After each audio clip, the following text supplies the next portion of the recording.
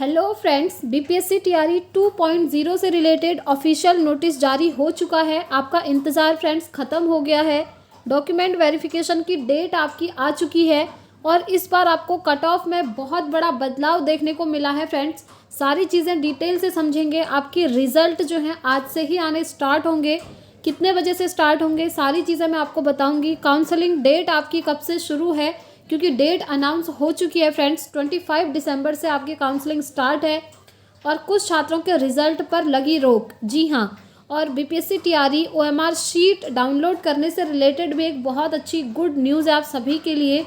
और इस बार कम नंबर पर भी लोगों का यहाँ पर सिलेक्शन होना है।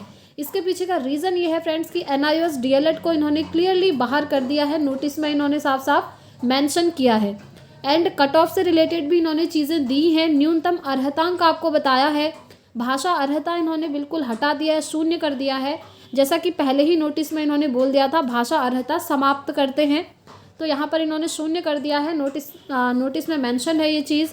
एंड साथ में टाई ब्रेकर से रिलेटेड इन्फॉर्मेशन है, वो भी आपका चेंज हुआ है। एंड 1 कैंडिडेट 1 रिजल्ट, इसके ऊपर भी अपडेट है। तो सारी चीज़ें हम डिटेल में समझेंगे फ्रेंड्स, बने रहिएगा वीडियो में एंड तक।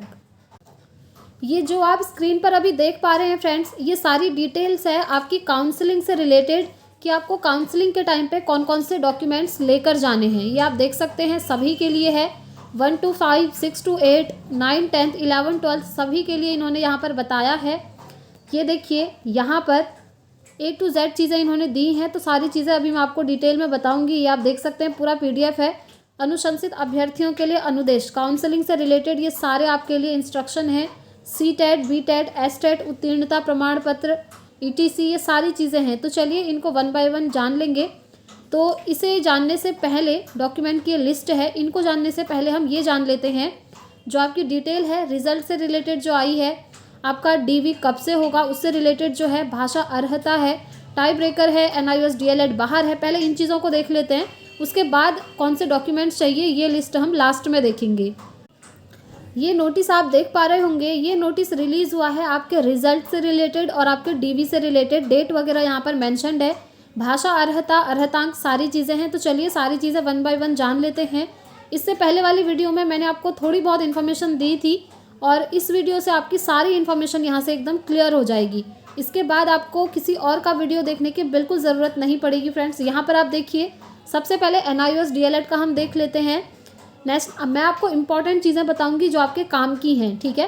National institute of open schooling NIOS के द्वारा खुला एवं दूरस्थ शिक्षा के माध्यम से प्राथमिक शिक्षा में 18 महीने का डिप्लोमा डीएलएड की मान्यता समाप्त की गई है। अब यहाँ से ये क्लियर हो गया कि इन्होंने एनआईओएस डीएलएड को बाहर कर दिया है और एनआईओएस डीएलएड के रिजल्ट पर लगा दी है रोक। और एक चीज़ इन्होंने यहाँ पर बोली है कि NCTE के परामर्श से शिक्षा विभाग का निर्णय अंतिम होगा। NCTE के ऊपर बम फोड़ दिया है फिर से, पिछली बार की तरह, TRE 1 की तरह। जैसे बीएड को लेकर भी इन्होंने यही बोला था और लास्ट में बीएड को बाहर कर दिया था। और यहाँ पर भी यही चीज़ है फ्रेंड्स, एनआईओएस डीएलएड अब यहाँ बाहर है। अब देखिए एनआईओएस डीएलएड बाहर हो गया, ये बहुत बुरी खबर है उन स्टूडेंट्स के लिए जिन्होंने एनआईओएस डीएलएड किया था 18 महीने का, बट इन्होंने बाहर कर दिया। तो फ्रेंड्स अब हम क्या ही कर सकते हैं। ये चीज़ इन्होंने एग्ज़ाम के बाद नहीं बल्कि जब नोटिफिकेशन आया था तब मेंशन करना चाहिए था कि एनआईओएस डीएलएड वाले फॉर्म फिल नहीं कर सकते हैं। जब बाद में ये लोग ऐसा करते हैं रिजल्ट के टाइम पर तो बहुत दुख होता है फ्रेंड्स। हर बार कुछ ना कुछ चीज़ें करते ही हैं ये। पिछली बार बीएड के साथ हुआ था, तो इस बार एनआईओएस डीएलएड के साथ हो गया। अब देखिए एनआईओएस डीएलएड बाहर होने से आपकी कट ऑफ में क्या डिफरेंस पड़ेगा, पहले मैं वो बता देती हूँ। एनआईओएस डीएलएड वाले बच्चे हैं लगभग 50 से 55%, जी हाँ। और मैक्सिमम स्टूडेंट्स आपके बिहार के ही हैं जो एनआईओएस डीएलएड किए हुए हैं। तो इनके बाहर होने से फ्रेंड्स आपकी कट ऑफ अब कम चली जाएगी। कितनी कम जाएगी मैंने आपको बताया भी था प्रीवियस वीडियो में। जनरल कैटेगरी की बात करें तो 4 नंबर तक कम आपकी कट ऑफ जाएगी फ्रेंड्स। और अगर अदर कैटेगरीज़ की बात करें तो 6 नंबर मैक्सिमम आपकी कट ऑफ नीचे जाएगी। तो अब अदर स्टूडेंट्स को यहाँ पर हो गया है फ़ायदा, ठीक है। ये हो गई बात एनआईओएस डीएलएड को बाहर करने की और आपकी कट ऑफ जो है कम कैसे जाएगी। अब इधर हम देखते हैं, इन्होंने टाई ब्रेकर का रूल बताया है। देखिए इन्होंने जो जो चीज़ें बताई हैं मैं आपको क्लियरली बता देती हूँ। वैसे तो बहुत कुछ लिखा है इसमें, मैंने टेलीग्राम पर ये शेयर कर दिया है, आप लोग चाहें तो खुद से भी रीड कर सकते हैं। देखिए इन्होंने वही चीज़ रखी है जो पहले नोटिस में निकाली थी 1 to 5 के लिए, कि जो आपका 120 मार्क्स का है, सबसे पहले ये देखा जाएगा। अगर कुछ स्टूडेंट्स के ये मार्क्स बराबर हो गए तो जो भाषा का 30 नंबर का पेपर था उसको देखा जाएगा यहाँ पर। और अगर भाषा के नंबर जिसके ज़्यादा होंगे फिर उसका सिलेक्शन हो जाएगा। बट अगर भाषा के जो नंबर हैं 30 में से ये भी 2 स्टूडेंट्स के अगर बराबर हो गए तो फिर उनकी डेट ऑफ बर्थ देखी जाएगी और DOB के अकॉर्डिंग जिसकी एज ज़्यादा होगी उसका सिलेक्शन होगा।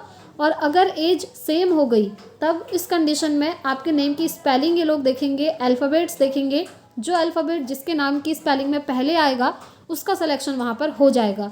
ये इन्होंने 1 to 5 के लिए बोला है। और 6 to 8, 9, 10th एंड 11, 12th के लिए इन्होंने बोला है कि 120 मार्क्स में से आपका देखा जाएगा टाई ब्रेकर के लिए। अगर मार्क्स बराबर हो गए तो उसके बाद 30 नंबर का जो भाषा है ये बिल्कुल भी नहीं देखा जाएगा, क्योंकि इसकी मान्यता शून्य कर दी गई है। ये साफ साफ लिखा है इन्होंने, ये बिल्कुल नहीं देखा जाएगा। उसके बाद डायरेक्ट आपका DOB देखा जाएगा सेम, और DOB सेम रहा तो फिर आपका नेम की स्पेलिंग यानी कि अल्फ़ाबेट के अकॉर्डिंग आपका सिलेक्शन हो जाएगा। यहाँ पर इन्होंने ये सारी चीज़ें साफ साफ मेंशन करी हैं। ठीक है, देखिए यहाँ पर लिखा है न्यूनतम अर्हतांक को आवश्यकतानुसार शिथिल करने के प्रावधान के तहत भाषा भाग में न्यूनतम अर्हतांक 0 घोषित किया जाता है। ये है आपका 6 to 8, 9, 10th एंड 11, 12th के लिए। ठीक है, आई होप आप लोग समझ गए होंगे। एंड वही है टाई ब्रेकर 4th वाले में क्या हो जाएगा, फिर देवनागरी लिपि में वर्णमाला, वही आपका अल्फ़ाबेट्स देखा जाएगा, नेम की स्पेलिंग जिसका पहले आएगा उसका सिलेक्शन हो जाएगा। ये बात हो गई आपकी टाई ब्रेकर की। टाई ब्रेकर के बाद हम देख लेते हैं आपकी कट ऑफ, अर्हतांक न्यूनतम आपसे कितना मांगा है। अगर इससे कम आया तो मेरिट में आपका नाम ही नहीं आएगा, मेरिट बननी ही नहीं है। देखिए न्यूनतम अर्हतांक है, सामान्य वर्ग के लिए 40% लाना कंपलसरी है, पिछड़ा वर्ग के उम्मीदवारों के लिए कंपलसरी है 36.5% लाना, अत्यंत पिछड़ा वर्ग के लिए 34% लाना। ठीक है, और इसी तरह से अनुसूचित जाति और अनुसूचित जनजाति महिलाओं और दिव्यांग उम्मीदवारों के लिए है 32% न्यूनतम अर्हतांक। मिनिमम इतना होना ही चाहिए, तब आपको आगे देखा जाएगा मेरिट के लिए। अगर आपके इससे कम मार्क्स हैं तो फिर आप इधर ही बाहर हो गए। ठीक है, आपका रिजल्ट आएगा ही नहीं, ये चीज़ है। और इसमें दिया है जो स्टूडेंट्स दिव्यांग हैं अपना सारे प्रमाण पत्र आप लोग बना लीजिएगा टाइम से, ये चीज़ें दी हैं। और देखिए वाटर मार्क से रिलेटेड इन्फॉर्मेशन है जो कि मैंने आपको बताया ही था। इस बार क्या होने वाला है ना, चलिए मैं यहाँ पर आपको दिखा देती हूँ। आप यहाँ पर इन्होंने दिया है कि अभ्यर्थियों द्वारा ऑनलाइन फॉर्म भरते समय जो डॉक्यूमेंट्स अपलोड किए गए थे वो डॉक्यूमेंट्स सेम आपके पास होने चाहिए। ठीक है, और अभ्यर्थियों द्वारा अपलोड किए गए सभी वो डॉक्यूमेंट्स डाउनलोड करने पर उसमें स्वतः ही आपका रजिस्ट्रेशन सहित नया वाटरमार्क खुद से वहाँ पर आ जाएगा। और वो जो वाटरमार्क होगा इस बार पिछले बार के वाटरमार्क से अलग होगा। पिछले बार मतलब जब TRE 1.0 का एग्ज़ाम हुआ था वहाँ भी आपका ऐसे ही वाटरमार्क दिया गया था डॉक्यूमेंट्स में, और उस बार के डॉक्यूमेंट से उस बार के वाटरमार्क से अलग होगा वाटरमार्क इस बार का। ठीक है, तो ये ज़रूरी है और ये खुद ही वहाँ पर हो जाएगा। बस आपने अपने डॉक्यूमेंट्स अपलोड करने हैं, सेम डॉक्यूमेंट्स वही जो आपने अप्लाई करते हुए यूज़ करे होंगे। यहाँ पर इन्होंने वही दिया है। देखिए आयोग के वाटरमार्क के बिना कोई प्रमाण पत्र मान्य और स्वीकार्य नहीं होगा। अगर वाटरमार्क नहीं होगा आपके डॉक्यूमेंट्स में तो फिर आपका डॉक्यूमेंट वेरिफिकेशन भी नहीं होगा, वो रिजेक्ट हो जाएगा। ठीक है, तो ये इंपॉर्टेंट चीज़ें हैं इसलिए मैं आपको बता दे रही हूँ फ्रेंड्स। बाकी सब चीज़ें इतनी इम्पॉर्टेंट हैं नहीं, जितनी थी मैंने आपको सारी बता दी है। चलिए अब मैं आपको बता देती हूँ OMR शीट से रिलेटेड इन्फॉर्मेशन। देखिए फ्रेंड्स, OMR शीट आपकी बहुत जल्द जो है अपलोड कर दी जाएगी। अभी तो नहीं करी है बट बहुत जल्द ये लोग कर लेंगे, क्योंकि DV आपका 25 से स्टार्ट होना है। और एक जगह तो आपका DV का पूरा स्केड्यूल भी इन्होंने जारी कर दिया है। अभी मैं आपको दिखाऊंगी, जमुई में नोटिफिकेशन भी आ चुका है। ठीक है, ये हो गया आपका OMR शीट से रिलेटेड। उसके बाद हम बात कर लेते हैं कुछ छात्रों के रिजल्ट पर रोक। ये उन्हीं छात्रों के रिजल्ट पर रोक लगेगी जिनका न्यूनतम अर्हतांक से मार्क्स कम आ रहे हैं। जो मैंने आपको दिखाया ना अभी, मिनिमम आपको इतना लाना है हर कैटेगरी में। ये वाला सामान्य वर्ग में 40%, पिछड़ा वर्ग में 36.5%। अगर इतना आपका नहीं आता है, सब कैटेगरीज़ में अपना अलग अलग है, तो आपका रिज़ल्ट जारी नहीं होगा। फिर आपको मेरिट में भी नहीं देखा जाएगा। इतना मिनिमम पासिंग मार्क्स हैं वो। ठीक है, पासिंग क्राइटेरिया है। चलिए ये बात हो गई। अब हम बात करते हैं 1 कैंडिडेट 1 रिज़ल्ट की। तो देखिए फ्रेंड्स, जैसा कि आप जानते हैं हमने ट्विटर कैंपेन भी चलाया था और एक दिन कुछ घंटों तक वो जो है ट्रेंडिंग पर भी था, आपने भी देखा होगा। बस कुछ घंटों के लिए वो ट्रेंडिंग पर था, बट अभी देखिए इन्होंने वन कैंडिडेट वन रिज़ल्ट की कोई बात ही नहीं करी है। इससे रिलेटेड इन्होंने कोई नोटिस अभी नहीं निकाला है फ्रेंड्स। अगर ये ऐसा कोई नोटिस निकालते हैं तो आपको यहाँ से ज़रूर बता दिया जाएगा। इसलिए अगर आप चैनल पर फर्स्ट टाइम विजिट किए हैं तो चैनल को सब्सक्राइब ज़रूर कर लें, साथ में बेल आइकन प्रेस करें ताकि आने वाली वीडियोज़ की नोटिफिकेशन आपको टाइम से मिलती रहे। तो वन कैंडिडेट वन रिज़ल्ट पर इन्होंने एक्शन तो लेना चाहिए था, अभी तक नहीं लिया है। अगर कोई एक्शन लेंगे तो आपको इस चैनल के माध्यम से ज़रूर बता दिया जाएगा। ये देखिए, ये आज की ही न्यूज़ है। आज देर रात से आने लगेगा शिक्षक नियुक्ति का रिज़ल्ट। जी हाँ, आज यानी कि 23 दिसंबर, आज रात 12 बजे से आपके रिज़ल्ट जो है आने स्टार्ट हो जाएंगे। पहले किसका आएगा, दूसरे में किसका आएगा, ये नंबरिंग मैं आपको बता देती हूँ। सबसे पहले जो प्रधानाध्यापक वाला हुआ था ना, प्रिंसिपल, हेडमास्टर, उनका रिज़ल्ट सबसे पहले आना है।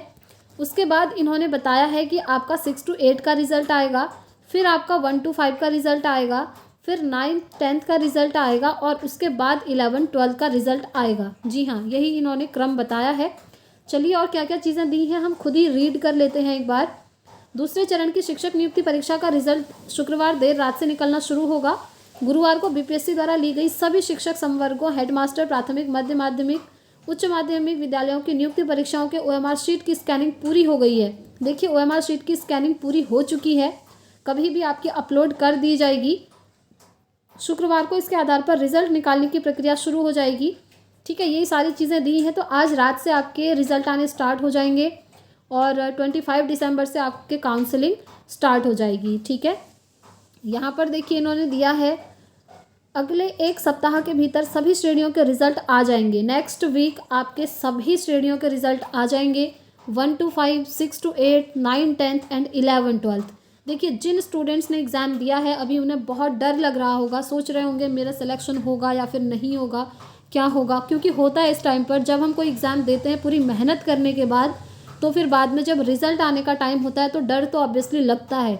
बट कोई बात नहीं, आप डरिए मत फ्रेंड्स। देखिए, आज रात 12 बजे से रिज़ल्ट आने स्टार्ट होंगे। आप लोग आराम से अपना चेक कीजिएगा, बिल्कुल भी हड़बड़ी नहीं करनी है। एंड आप सभी को मेरी तरफ से ऑल द वेरी बेस्ट। और कमेंट करके ज़रूर अपना जो रिज़ल्ट है वो शेयर कीजिएगा। ठीक है, और अच्छे से अपना रिज़ल्ट आप लोग ज़रूर देखिएगा। और देखिए, यहाँ पर इन्होंने दिया है कि बीपीएससी ने विभिन्न श्रेणियों के प्रश्न पुस्तिका का 2 प्रोविजनल आंसर की पहले ही जारी कर दी है और आपत्ति का समय देकर अंतिम आंसर की भी निर्धारित कर लिया गया है। ठीक है, जो आपकी सेकेंड प्रोविजनल आंसर की थी वो इन्होंने अपलोड कर दी थी। इससे रिलेटेड ये चीज़ें इन्होंने दी हैं। अब ये है फ्रेंड्स, यहाँ पर इन्होंने डॉक्यूमेंट्स वेरिफिकेशन के लिए कौन कौन से डॉक्यूमेंट्स चाहिए हैं वो सारी चीज़ें इन्होंने मेंशन करी हैं। और किसका डॉक्यूमेंट वेरिफिकेशन किस दिन होगा वो भी यहाँ पर इन्होंने डिक्लेयर कर दिया है।